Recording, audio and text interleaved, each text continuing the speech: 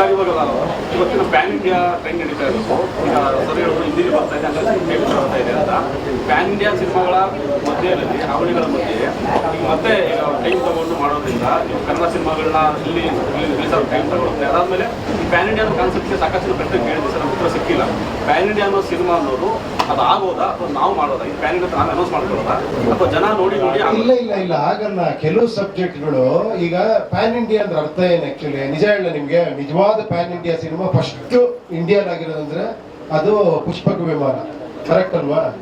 ಅದು ಅಘೋಷಿತ ಘೋಷಣೆ ಮಾಡಿದಿರುವಂತ PAN India cinema. ಅದು ಎಲ್ಲಿ ಬೇಕಾದ್ರೆ ರಿಲೀಸ್ ಮಾಡೋದು, ಯಾವ ಲ್ಯಾಂಗ್ವೇಜ್ ಬೇಕಾದ್ರೆ ರಿಲೀಸ್ ಮಾಡ್ಬೋದಲ್ವಾ? ಆಡಿಯೋನೇ ಇಲ್ಲ ಅದಕ್ಕೆ. ಅದಾದ್ರ ಮೇಲೆ ಏನಾಯ್ತು, ಕೆಲವು ಸಬ್ಜೆಕ್ಟ್ಗಳು ಈ ನಮ್ಮ ಕನ್ನಡದಲ್ಲೇ ಮಾಡ್ತೀವಿ ಅಂತ ಅದು ಪ್ರೊಡ್ಯೂಸರ್ ಡಿಸೈಡ್ ಮಾಡೋದು. ಈ ಸಬ್ಜೆಕ್ಟ್ ನಾನು ಕನ್ನಡದಲ್ಲಿ ಮಾಡ್ತೀನಿ, ಚೆನ್ನಾಗಾದ್ರೆ ನಾನು ಬೇರೆ ಲ್ಯಾಂಗ್ವೇಜ್ ಡಬ್ ಮಾಡ್ತೀನಿ ಅನ್ನೋರು, ರೀಮೇಕ್ ಮಾಡ್ತೀನಿ. ಆ ಕಾಲ ಇತ್ತು.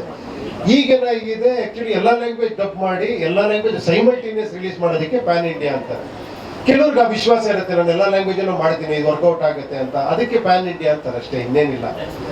ಸೊ ಪ್ಯಾನ್ ಇಂಡಿಯಾ ಅನ್ನೋದ್ರಿಂದ ಕನ್ನಡ ಇಂಡಸ್ಟ್ರಿ ಇದಾಗ್ತದೆ, ಅದೆಲ್ಲ ತಪ್ಪದ ಆಕ್ಚುಲಿ. ಕೆಲವರು ಪ್ಯಾನ್ ಇಂಡಿಯಾ ಅಂತಾರೆ, ಕೆಲವರು ಲೋಕಲ್ ಕನ್ನಡದಲ್ಲೇ ಮಾಡ್ತಾರೆ, ಆ ತರ.